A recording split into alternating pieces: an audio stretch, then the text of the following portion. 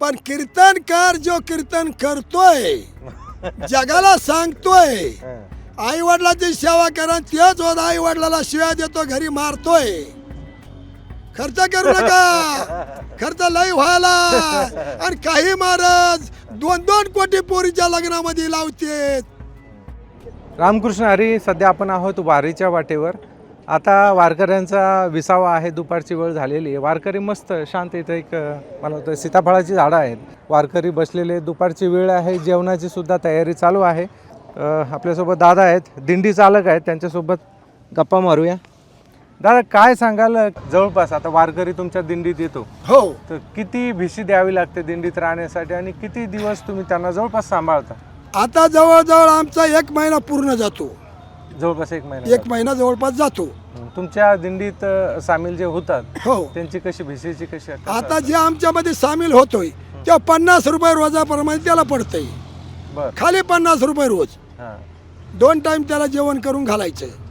तेव्हा किराया कशाचा पडतोय? 50-60 पडत असेल, अगर 70 रुपये पडत असेल. गबाळ टाकण्याचा, गाडीमध्ये पाण्याचा टँकरचा, स्वयंपाका बाया करून घालतात त्याचा, रावट्या ठोकतात पोरं त्याचा. अन्नदान आम्हाला सर्व वारकऱ्याला फुकट, म्हणजे पंक्ती आमच्या गावाकडून आहेत. म्हणजे तुमच्या गावातलेच लोक गावाकडले फक्त पुण्यामध्ये आहे ते पुणेकर आम्हाला घालतात. बाकी मग तुमच्या गावातले मग आमच्या पदार्थ तिकून आणणारे आमच्याच गाव, म्हणजे जे भाविक आहेत. अन्नदान आहे, दानसूर आहेत. परंपरा जवळजवळ आता 85 पासून काही 88 पासून जे पंक्ती ते आणि कायमच्या मला आहे त्यांनी पंक्ती सोडलेल्या नाहीत. बरोबर. तुमच्या दिंडीचं नाव काय आहे? वैजनाथ महाराज बादाडे, दिंडी क्रमांक 10. ही वालाबाईची दिंडी आहे. बाळू चोपदार यांच्या मावशीची दिंडी आहे. ही पडेल दिंडी होती आणि ही दिंडी मी नाव पण सांगा, तुमचं काय नाव? वैजनाथ बुवा बादाडे. बरोबर. तर एकंदर राहणार शहाजहानपूर, तालुका माजलगाव, जिल्हा बीड. आता माझ्या गाडीला किराया एका गाडीला 60-60 हजार रुपये किराया आहे. पाण्याचा टँकर त्याला 60 हजार रुपये किराया. 2 गाड्या ज्या आहेत ह्या 2 गाड्याला 55-56 कोणाला 58 रुपये असा किराया आहे. ह्या भिशीतून काढायचा त्यांना द्यायचा. रावट्या ठोकणार पोरं जे आहेत, आज शेतकऱ्याच्या पोराला 500-700 रुपये रोज आहे, 15,000 रुपये महिना आहे. पण वारीमध्ये चांगल्या घरचे काही ट्रॅक्टर चालणार आहेत, काही अशा पोरं येतात, त्यांना 3,500-4,000 रुपये त्यांना खर्चाला देतो. ते आपले येतात महिनाभर म्हणजे त्याला 100 रुपये रोज सुद्धा पडत नाही. 125 रुपये 150 रुपये रोजाप्रमाणे करतात आपले. चला तेवढं खर्चाला चहा पाणी कुठं काय नु याच्या करता ते पैसे आहेत. एखादा दान सुरू आहे तो 40 किलो 50 किलो खवा आणतो, गुलाबजाम करतो, कोणी जिलाबी करतो, कोणी काय बी करतो. वार करायला खायला पोटभर. हे तरी आमच्या गाडीमध्ये येते म्हणून यायची जागा सोय. आता जे काय डोकी सेंटर आहे यायला घरं नाही, दारं नाही, गाडी नाही, टँकर नाही, त्याला सुद्धा माऊलीने उपाशी राहू दिलं नाही. कोणीच उपाशी राहू शकत नाही. लय दानसूर काही लोक आहेत ना इकडे बी तिकडे. कोणी बिस्किटा वाटतात, कोणी काय करतात, कोणी काय म्हणजे वारकरी अनेक आतापर्यंतच्या सेवेमध्ये कुणीच उपाशी राहिलेला नाही. ही माऊलीची कृपा आहे. आणि त्याच्यामध्ये पुन्हा वारकरी जे आहेत येणारे सऱ्याच माळकरी नाहीत. यात खाणारे आहेत, पिणारे आहेत, चोर आहेत, शाव आहेत, सज्जन आहेत. याच्यात आपण अपेक्षा काय सर्वच आहे त्याच्यामध्ये. तरी माऊली म्हणतो चला तू आज ना उद्या तरी सुधरशील. दुष्काळ कधी पडला? 74-75 ला. 74-75 वारकरी इकडं फक्त 1% ते 2% होते दिंडीमध्ये. पण दुष्काळ पडला, कायला यायचा खाऊन घ्या मला मरायचंय. जेच वारकरी पुन्हा गावात नाही, बाकीच्या घनघुसऱ्या लागले, गाव सप्ते व्हायला लागले, काकडे व्हायला लागले.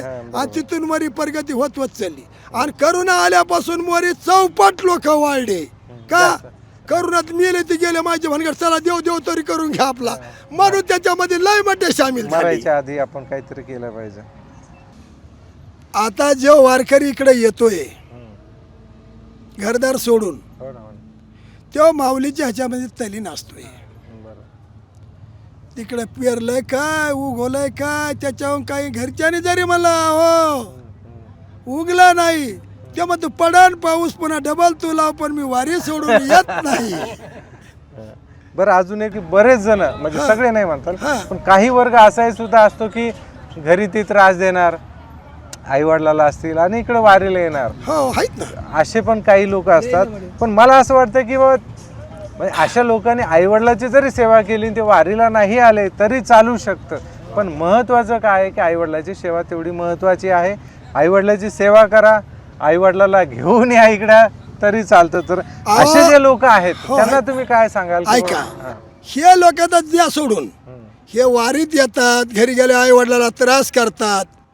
पण कीर्तनकार जो कीर्तन करतोय, जगाला सांगतोय आई वडिलाची सेवा करा, तेच होत आई वडिलाला शिव्या देतो, घरी मारतोय, मग त्याचं प्रबोधन जगाला किती होणार? त्याच्याकरता तुम्हाला सुधारायचं असेल, मनावर ताबा ठेवा, हरिनाम मधात ठेवा, ह्या भलत्या बोलत्याच्या मागे लागू नका, तरच तुम्ही सुधारणार.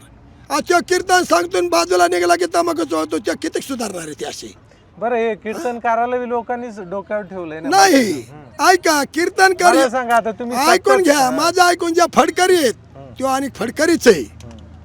जो शास्त्राला धरून कीर्तनकार तो आहेच, पण जे युट्यूबला बघून कीर्तन करतोय, जे पुस्तकं बघून करतोय, हे असाच व्हायला गेलेला, हे कधी सुधरत नाही. पण त्यानं सुधारायची गरज नाही ना. लोक त्याला बोली देत, कीर्तनाला बोलवते, पैसे घेते चांगले. मग ऐका ना निघाले मग हे लोकांनी ऐका ऐका, जोपर्यंत शेतकरी हो भोळा आहे, ऐका, शेतकरी भोळा आहे, येणारी पब्लिक भोळी, तोपर्यंत ह्या कीर्तनकार महाराज जे भोंदू आहेत यायची मजा आहे. हे जग सुधारलं तर यायला गाडवा सांभाळायला कोणी लावणार नाही. कोण महाराज यायचं तर माझ्यापाशी येऊ दे, मी बोलून दाखवतो, त्याला तुम्ही युट्यूबला टाकून द्या. सज्जन तितकेच आहेत, दुर्जन बरेच आहेत, त्याला काही नाही इलाज आहे. काय झालं माहितीये का, आताच्या काळात जेवढे काही कीर्तनकार आहेत, जे चांगले कीर्तनकार आहेत ना, त्यांच्या पोथ्या गाथा पाठ आहेत, जे तत्वज्ञान सांगतात, परिस्थिती अशी आहे की त्यांना तारखा भेटत नाहीत. मग ऐकून घ्या ना, आता बाजार झाला महाराज, आता बाजार झाला. तुकाराम महाराजांनी दगडाचे टाळ करून भजन केलं, सर्याला प्रबोधन केले. का तुकाराम महाराज सारखे हे कवा होणार? अहो यायच्या 10 गाड्या 5 बंगले वर कितीतरी येतं, याच्यातच सुधारले.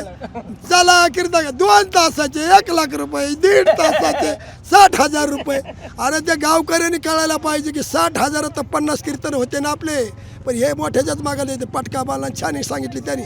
काय महाराज म्हणजे लग्नात खर्च करू नका, खर्च करू नका, खर्च लय व्हायला. आणि काही महाराज 2-2 कोटी पोरीच्या लग्नामध्ये लावते, मग त्याला फुकटचं येतं म्हणून लावते. त्योच प्रबोधन सांगत येत तिकडं, कमीत कमी लग्न तुम्ही ग्रुपमध्ये करा. मग आता सांगा तुम्हीच काय करावं? नाही, पण त्यांनी काय सांगितलंय, म्हणजे बरेच जण असं म्हणतात की कर्ज काढून लग्न करू नका. हो, त्याला कर्ज काढायची गरज नाही, त्याच्याकडे कर्ज नाही आहे कोणाचं, त्याच्याकडे आहे. तुम्हा आम्हाला दिला म्हण त्याच्या जवळ आहे, तुम्हा आम्हाला नसतं दिलं तर त्याला सुद्धा कर्ज काढून एवढी लग्न करायची हैसत नव्हती. बरोबर. हा, मी कोणा महाराजाचं नाव घेत नाही, पण 2-2 कोटी बसवर लग्न आहेत महाराजाच्या पोरीचे, आणि तेच सांगते सामायिक करा रे लग्न. मग काही गोष्टी अशा आता. तर यांनी तुमचं म्हणणं काय, आता गावातले जे लोक आहेत, आता मला जेवढं माहिती आहे की सप्ताहासाठी वर्गणी जी तयार केली जाते, 500-1000 रुपये घेतले जातात, ते लोक शेतात मजुरीला जातात, त्यांना 300-400 रुपये मजुरी आहे. म्हणजे दिवसभर काम करायचं. आता 1,500 जरी म्हणलं तर त्या बाईला 3 दिवस काम करायचे. ते 3 दिवसाचे मेहनतीचे पैसे तुम्हाला एक सप्ताहासाठी देते, आणि सप्ताह आयोजक कुणाला देतात? महाराज लोक देतात. म्हणजे हा पैसा कुठं चालला आणि कुणाच्या कष्टाचा चालला? गोर खेड्यापाड्यात होत नाही. पुणे, मुंबई, लातूर अशा ठिकाणी म्हणजे माऊलीच्या पादुका आणल्या, कोट्यांशी रुपये जमा करते, ते मला माहित, मी सांगतो उदाहरण. आणि मग ते काय करतात, हिशोबात देत नाहीत, पळवून जातात. आणि पुन्हा म्हणजे बंदूक आणली कशाची, तर म्हणल्या काय, हा डुकरा मारायला, असे काही महाराज काही पाहलेत. मग त्याच्यामध्ये चांगल्या पुढारी आहेत, पुढाऱ्याचा हात असतो मग ते करतात. गावातला सप्ताहच नाही तर कुठेही बघा तुम्ही, कुठेही जर आपण बघितलं तर थोड्याशा गडबडीत. आता राम मंदिर खूप मोठी गोष्ट आहे, सगळ्या गाव खेड्यातून आपण पैसे दिले, आपणही दिलेत, ग्रामीण भागातून खेड्यापाड्यातून पैसे दिलेत. नंतर कळतं आपल्या पैशाचा कोणीतरी डल्ला मारला तर माणसाला दुःख होतं ना. भले माझ्यासाठी 300-400 रुपये मोठी गोष्ट नाही, माझी 1 दिवसाची रोजंदारी दिली, पण ते पैसे सत्कारने लागले पाहिजे. काय वाटतं याच्याबद्दल?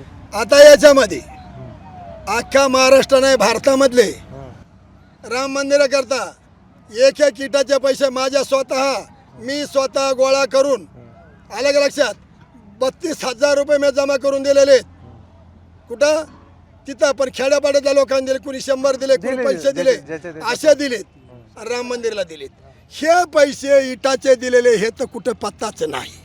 ऐका, जे देणग्या दिल्या, सोनं दिलं, चांदी नेलं, मग आता मोठ्या मोठ्या पुढाऱ्यांनी तिथं करून ठेवले, त्याचा हिस्सा असन यांनी मारले. आता त्याची चौकशी निघाली. आता ही चौकशी निघाली, खाणारे आहेत तेच, न खाऊ देणार, नाही खाण्या देऊगा, नाही खाऊंगा. आता म्हणतात तुम्ही नाही खाण्या देऊगा, नाही खाऊंगा. अरे तुम्हाच खाऊंगा, खाणं तर कुछ दुसऱ्याला देत नाही खाऊ, तुम्हीच खायला लागलात. आणि मग त्या मंत्री झालं, पंतप्रधान झालं, यायचाच हातमध्ये असल्याशिवाय काय, मग का म्हणून खाता त्याला फासा चढवानं. हा बरोबर आहे. योगीचा राज्यात आहे ना मुख्यमंत्री, करा ना तुम्ही त्याला अटक. कष्ट करून लोकांनी दिला, घामाचा पैसा देऊ, मी ते सांगितलं. गडप केला ते, त्याला काय करतात, ते मोठ्याचा हात आहे, मोठं राम मंदिर आहे, अशा काय गोष्टी आहेत त्या नाही गेला जाय त्याला. बरोबर आहे. बरोबर. मित्रांनो, जवळपास एक ही गोष्ट जर आपण लक्षात घेतली की ग्रामीण भागातल्या लोकांचे कष्टाचे, राम मंदिर भले दूर असेल पण आपल्या ग्रामीण भागातून, खेड्यापाड्यातून तिथं पैसे गेलेले आहेत, पैसे दिलेले आहेत, लोकांचे कष्टाचे पैसे आहेत. त्यामुळे ते कष्टाचे पैसे ज्या भावनेतून दिलेले आहेत, त्या पैसे देण्यामागे जी भावना होती, जी वर्गणी होती, ती सत्कारणी लागणं खूप गरजेचे आहे. आता ज्या पद्धतीने पुढल्या गोष्टी होतात तीच यांनी भावना व्यक्त केलेली आहे की जर आमचा पैसा सत्कारणी लागला नसेल, ज्या कारणासाठी आम्ही पैसा दिला होता त्या कारणासाठी लागला नसेल, तर नक्कीच त्याच्यावर कारवाई होणं खूप गरजेचं आहे. तुम्हाला काय वाटतं एकंदरीत या व्हिडिओबद्दल आम्हाला व्हिडिओ खाली दिलेल्या कमेंट बॉक्समध्ये कमेंट करून नक्की सांगा. धन्यवाद. धन्यवाद.